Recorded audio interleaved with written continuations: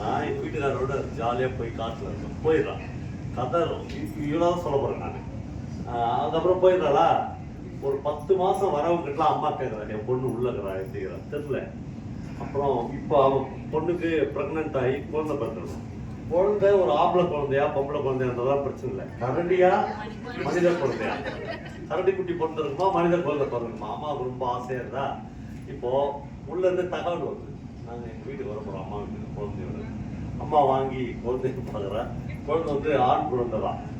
ரொம்ப சந்தோஷமாயிடுறான். கதை முடிய போகுது. பிரமாதமான ஒரு இடம் இருக்குது உலகத்தில், சர்க்கரையாக யாரும் எழுத முடியாது. இவங்க அப்பா வந்து தேசாபிமானி பேப்பர் படிச்சுட்டு உட்காந்துப்பாரு, அது பொண்ணோட அப்பா. அம்மா வந்து கிச்சன்ல இருப்பா, கிச்சன்ல பொண்ணை கூட்டுக்கப்பா அவங்க எப்படி வச்சுக்கிறாரு அதெல்லாம் கேட்பாங்க. எல்லாமோ மாப்பிள்ளை அவங்க எப்படி வச்சுக்கிறாரு. அவன் வந்து ஒரு பக்கம் சொல்லுவான் அவர் எப்படி வச்சுக்கிறாரு.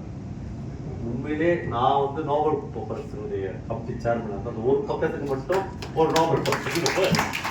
அவர் சொல்லுவா, ஒரு புகை இல்லா ஒரு குடி இல்லா, அதனால வாய் நாற்றம் இல்லை அப்படின்னு ஆரம்பிக்கிற டெக்ஸ்ட். என்னன்னா எங்கள் வீட்டுக்காரர் தண்ணி அடிக்க மாட்டாரு, ஏன்னா கரண்டி டாஸ்மாக் போக முடியாது, தண்ணி அடிக்க மாட்டாரு, அப்புறம் டப் அடிக்க மாட்டாரு, அதனால ஒரு வாய் நாற்றமாக வராது அப்படின்னு ஆரம்பிச்சு அந்த கரடிக்குரிய சுதந்திரத்தை சொல்லிக்கிட்டே வருவாங்க.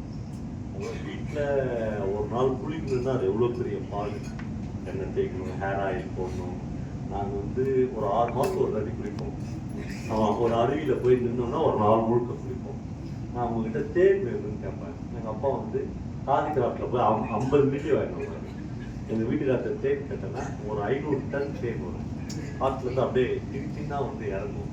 அவள் அப்படியே சொல்லிக்கிட்டே இருப்பான். அப்புறம் ரொம்ப ரொம்ப முக்கியமான விஷயம், இதுவரையிலும் எங்கள் வீட்டுக்காரருக்கு சந்தேகப்பட்டதே இல்லை. வாட்ஸ்அப்பில் யார் பேசுறது, இன்ஸ்டாவில் யாரை ஃபாலோ பண்ணுற, அப்புறம் இன்பாக்ஸில் யார் மெசேஜ் வச்சு நம்ம விஷயத்திலே தரணும். குழந்தை பெற்றது மட்டும்தான் நான், வளர்க்குறது ஃபுல்லாக அவன் தான்.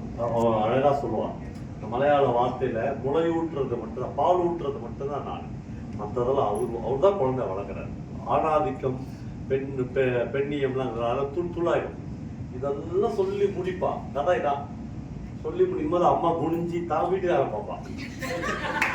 அவர் வந்து பேப்பர் படிச்சிருப்பாரு. படிச்சிருந்தோடனே அவன் அப்படியே பார்த்துட்டு மகட்டு திரும்புவான். மகளே, இந்த அம்மா வாழ்க்கையில் ஏதாவது கேட்டுக்கிறேன்,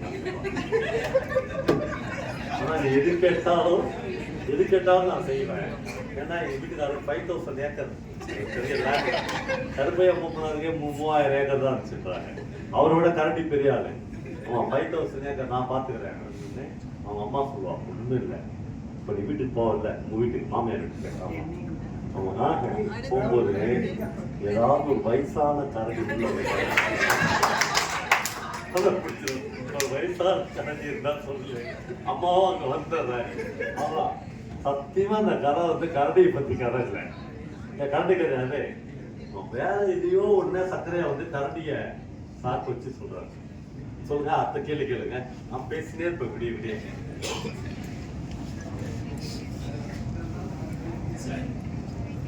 சார், நீங்க நிறைய கூட்டங்களில் பேசியிருக்கீங்க. நீங்க வந்து இன்னைக்கு பல்லவன் சார் அப்படின்ற பேர் ஒரு 7 தடவையும், எளிய மனிதர்கள் அப்படின்ற வார்த்தைகள் ஒரு 11 தடவையும் பயன்படுத்துறீங்க. அப்படி நீங்க பேசும்போது, கதை சொல்லும்போது, யாராவது முகம் தெரியாத ஒரு எளிய மனிதர் சொன்ன ஏதாவது ஒரு சொல் உங்களை அதிகமாக ஆனந்தப்படுத்திக்கணும்னா அது என்னவா இருக்கும் அப்படின்னு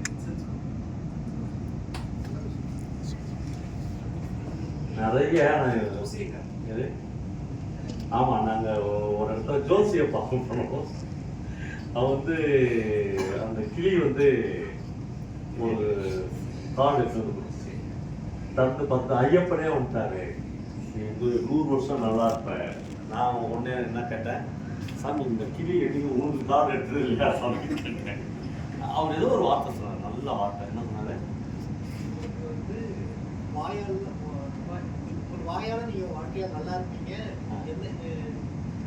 எவ்வளவு பெரிய எந்த ப்ராப்ளம் ஆமா, எனக்கும் மறந்துச்சு. ஆனா இந்த எளிய மனிதருடைய வார்த்தைகள் இருக்குல்ல, அது வந்து 100கணக்கான அல்லது டன் கணக்கா மண்டையில் ஏறினே இருக்கு.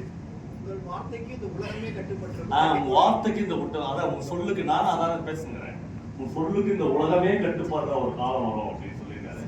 கண்டிப்பா காலம் வரும் தான் நினைக்கிறேன். இங்க என்னுடைய ரீடர் ஒருத்தர் வந்திருக்காங்க.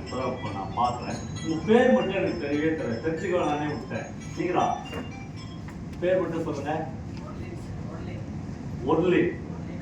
ஆமா, உங்க ஹஸ்பண்ட் அவரையும் பார்த்தேன். அவர் வந்து என்னுடைய அவர் இன்ஸ்பெக்டரா இருக்காரு பாண்டிச்சேரியில. எஸ்ஐயா இருக்காரு. என்னுடைய பரவாயில்ல இன்ஸ்பெக்டர்னால எஸ்ஐ. அவர் வந்து என்னுடைய சொல்வழி பயணம்ன்ற புத்தகத்தை முழுக்க குரல் வழியா பதிவு பண்ணிக்கிறார் ஆன்லைன்ல. அவங்க வந்து நாங்கள் 2 பேருமே இதய நோயாளர். எனக்கு ஒரு பெரிய ஆப்ரேஷன் இருந்துச்சு, அவங்களுக்கும் ஒரு இதய வாழ்வு ஆப்ரேஷன். இங்கே பார்க்குறாங்களே, அவங்க பேர் கூட தெரியாது. ஆனால் லைஃப்பில் எப்படிப்பட்ட வாசகரெல்லாம் நான் வச்சுக்கிறேன் அப்படின்னு யாராவது தெரிஞ்சா, சரி என்ன சார் லைஃப்பில் நீங்கள் வாழறீங்கன்னு எனக்கு கேட்பீங்க. நான் நைட்டு தெரியாத ஏதாவது தூக்கத்தில் எழுந்துச்சி 12 மணிக்கு செல்ஃபோன் எடுத்து பார்த்தேன்னா உடனே அவங்ககிட்ட எனக்கு ஒரு மெசேஜ் வரும்.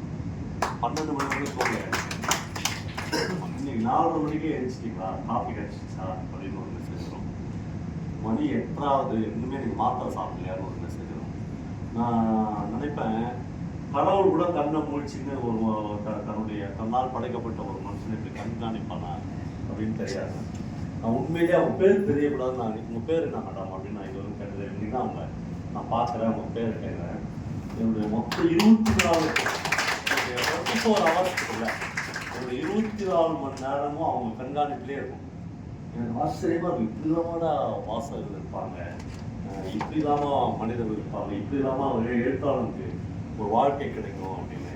அப்படி ஒருத்தர் நீங்கள் அவங்கள நான் பார்த்தேன், அவங்க ஹஸ்பண்டை பார்த்தேன். பாண்டிச்சேரி மண்ணிலேருந்து அவங்க எளிமையான வணக்கம்.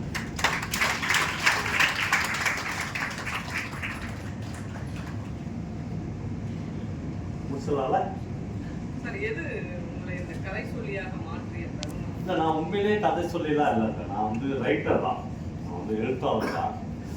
கதை சொல்லணும் அப்படின்லாம் என்னுடைய கான்சியஸ்லே இல்லை. நான் பல இன்டர்வியூஸில் சொல்லிக்கிறேன். நான் பேசும்போது நிறைய கதைகளை ரெஃபர் பண்ணுவேன். அதை தனியாக பிரித்து எடுத்து